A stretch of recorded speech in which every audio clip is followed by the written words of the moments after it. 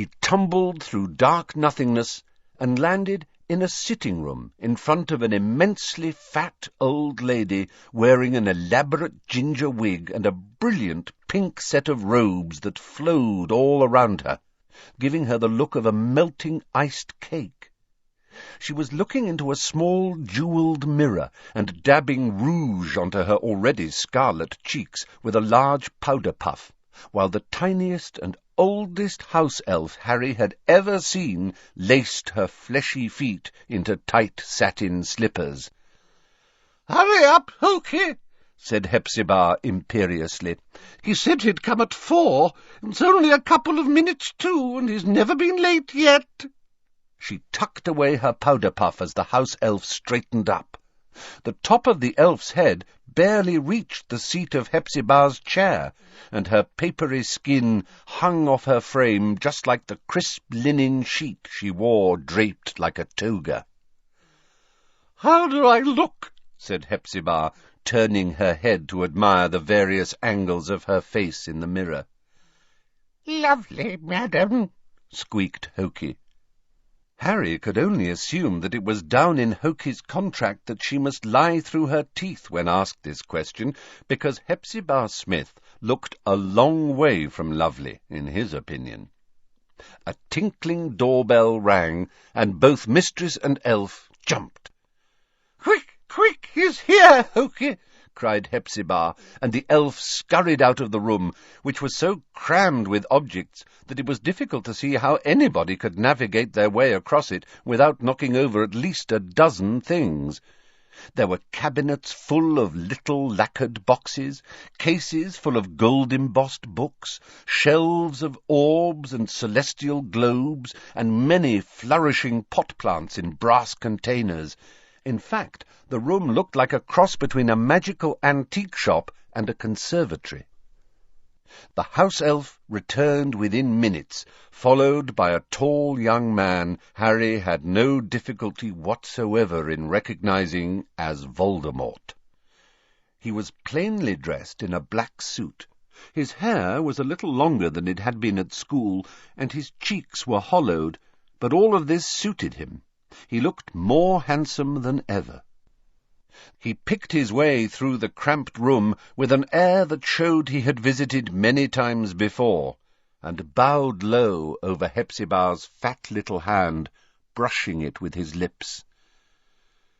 "I brought you flowers," he said quietly, producing a bunch of roses from nowhere. "You naughty boy! You shouldn't have!"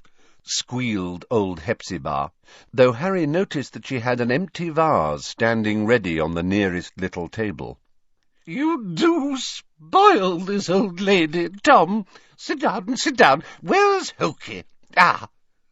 The house elf had come dashing back into the room, carrying a tray of little cakes, which she set at her mistress's elbow.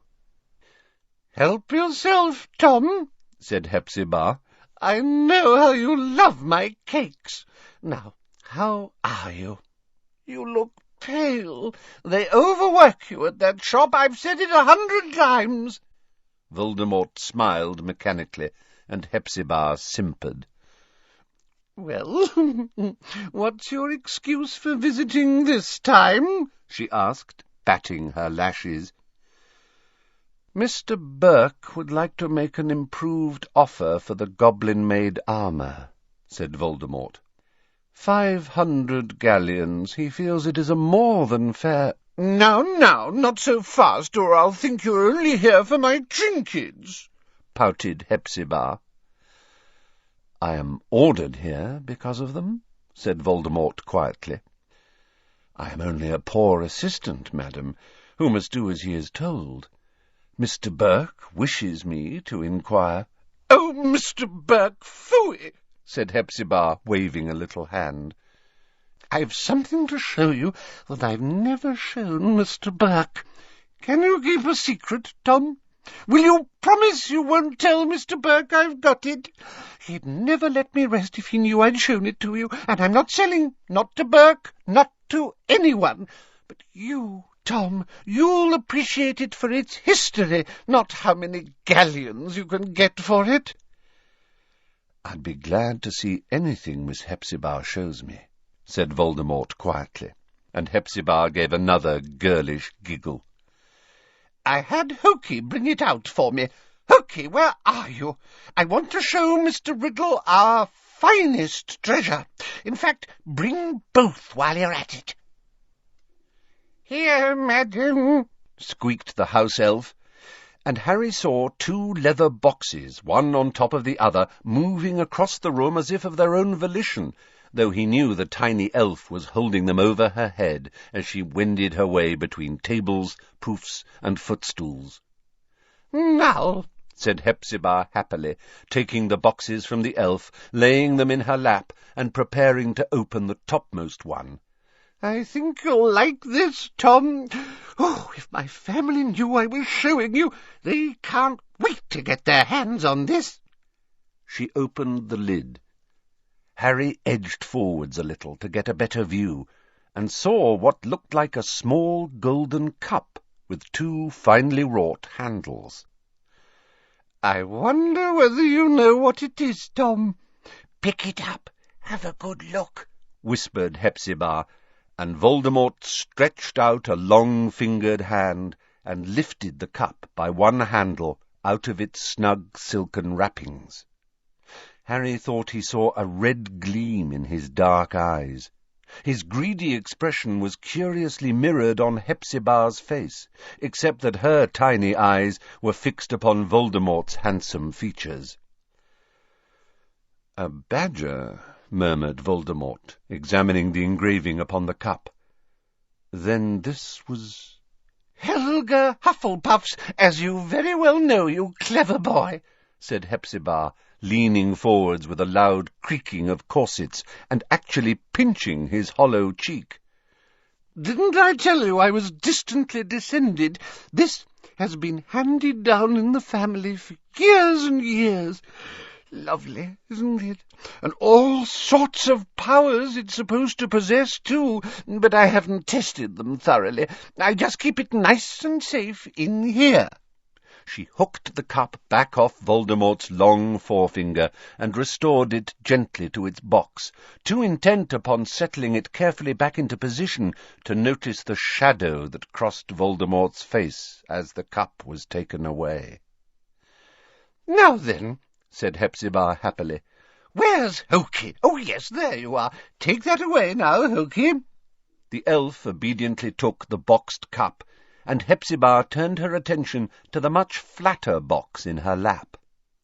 "I think you'll like this even more, Tom," she whispered. "Lean in a little, dear boy, so you can see. Of course, Burke knows I've got this one. I bought it from him.